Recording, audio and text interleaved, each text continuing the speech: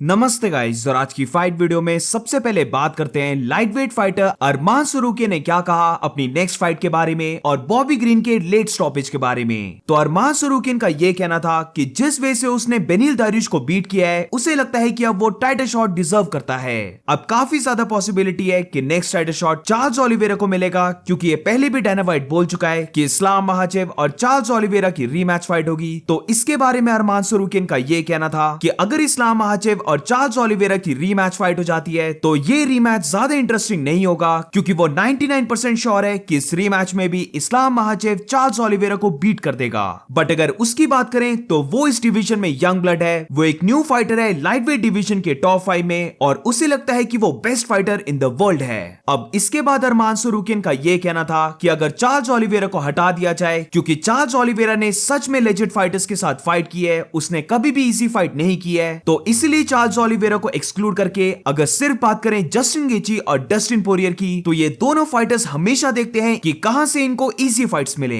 ये दोनों फाइटर्स कभी भी टफ कंपटीशन के साथ फाइट करना नहीं चाहते और हमेशा एक इजी पाथ देखते हैं टाइटल शॉट के लिए। अब इसके बाद अरमान सरूकिया से ये पूछा गया कि क्या वो डस्टिन पोरियर के साथ फाइट करेगा, तो अरमान सरूकिया का ये कहना था कि अगर उसे डस्टिन की फाइट मिलती है तो वो 100% डस्टिन पोरियर के साथ फाइट करेगा। बट पर्सनली अगर उससे पूछा जाए तो वो नहीं चाहता कि वो डस्टिन पोरियर के साथ फाइट करे। अपनी लास्ट फाइट में डस्टिन पोरियर नॉकआउट हुआ था, तो इसीलिए उसके अकॉर्डिंग ये सेंस नहीं बना था कि वो डस्टिन पोरियर के साथ फाइट करे। अगर उसको अपनी नेक्स्ट फाइट में टाइटल शॉट नहीं मिलता है तो वो चाहता है कि वो बीएमएफ चैंपियन जस्टिन गेची के साथ फाइट करे।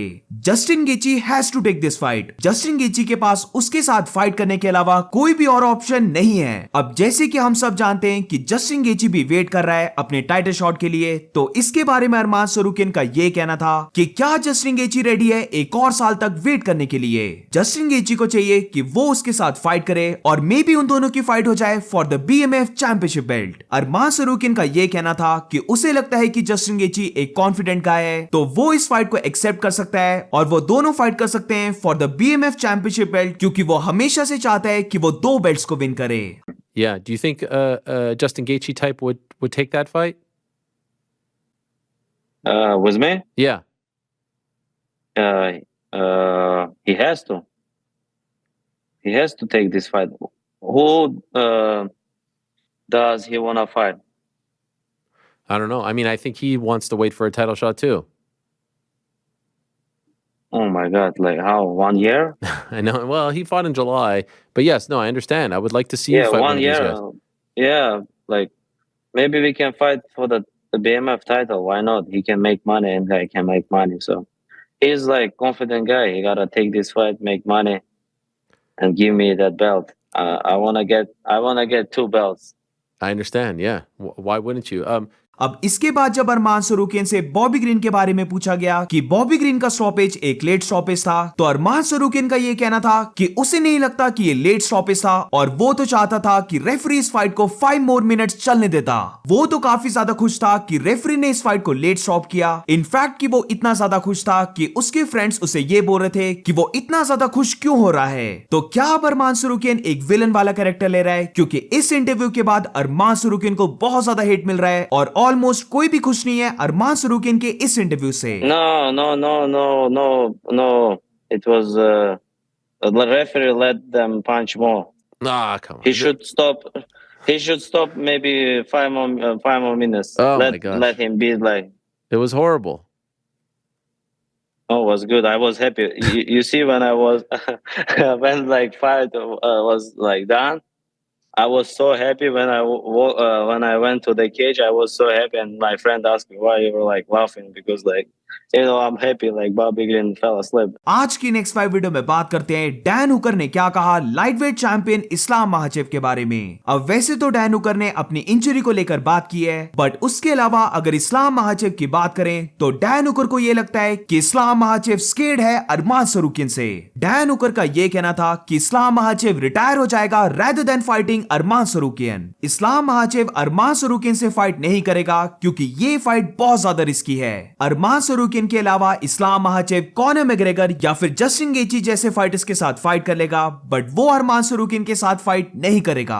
अरमान सरूकिन से हटकर इस्लाम महाचेव इजी फाइट्स करेगा, और वैसे भी इस्लाम महाचेव और अरमान सरूकिन की फाइट एक बोरिंग फाइट होगी, जिधर इनकी प्रेस कॉन्फ्रेंस को कोई भी नहीं देखेगा और इनकी फाइट को लेकर कोई भी पे पर व्यू बाय नहीं करेगा। He's gone a lot He ain't better. gonna fight him. I guarantee he'll retire. He'll retire by the time Arman gets there for sure. Why? Why do you say that? Too risky. There's too much risk. There's too many other easier fights out there. Like you'd rather fight. No one's gonna buy a Arman Sarukian pay-per-view. It's. Come on, you know what I mean? No one's tuning into the press conference. No one's giving the $80 for the pay-per-view. You'd rather watch Islam fight McGregor or Gaethje or something like that. अब ये काफी hot take था Dan Hooker का, but personally मुझे नहीं लगता कि इस्लाम महाचेव किसी भी वे से स्केर्ड है अरमान सरूकिन से। बट इस चीज की पॉसिबिलिटी डेफिनेटली है कि इस्लाम महाचेव और अरमान सरूकिन की रीमैच फाइट ना हो। अगर इस्लाम महाचेव अरमान सरूकिन से पहले 2 और फाइट्स कर लेता है, लाइक सपोज कि वो चार्ल्स ओलिवेरा के साथ अभी फाइट कर लेता है और फिर उसके बाद जस्टिन गेची से फाइट कर लेता है, तो I think Islam महाचेव welterweight division में मूव कर जाएगा। इस्लाम महाचेव तो अभी चाहता है कि वो वेल्टरवेट डिवीजन में मूव कर जाए, बट डायना व्हाइट और यूएफसी चाहती है कि इस्लाम महाचेव और ज्यादा टाइटल्स को डिफेंड करे, क्योंकि दोनों बार उसने जो अपने टाइटल को डिफेंड किया है वो अलेक्जेंडर के साथ किया है और किसी भी लाइटवेट डिवीजन फाइटर के साथ नहीं किया है। तो इसीलिए आई थिंक इस्लाम महाचेव 1 या फिर 2 और टाइटल्स को डिफेंड करेगा और फिर काफी हाई चांसेस हैं कि इस्लाम महाचेव वेल्टरवेट डिवीजन में मूव कर जाए। बट इसका कुछ भी लेना देना नहीं है अरमान सरूकिन से, क्योंकि अरमान सरूकिन की फाइट से ही पहले इस्लाम महाचेव ये चीज बहुत बार बोल चुका है।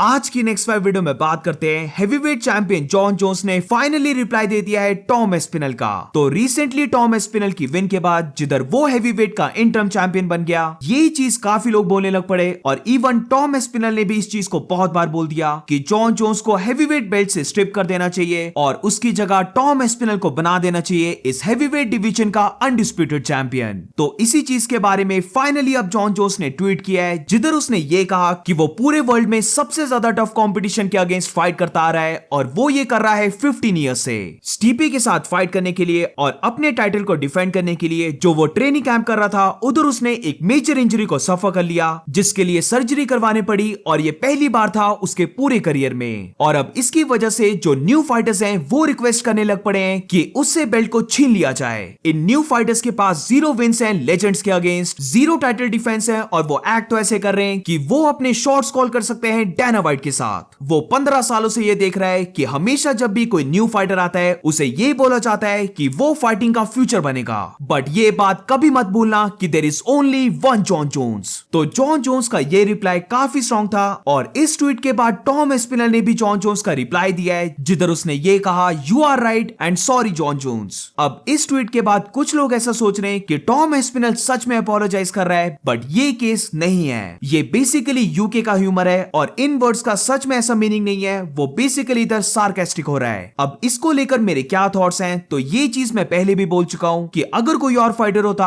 और वो 1 साल तक फाइट नहीं कर रहा होता तो यस एब्सोल्युटली उस फाइटर को स्ट्रिप कर दिया जाता। But we have to understand कि यहां पर बात हो रही है the greatest fighter of all time Jon Jones के बारे में। ये चीज इंपॉसिबल है कि यूएफसी इतने बड़े स्टार से उसकी बेल्ट को छीन ले।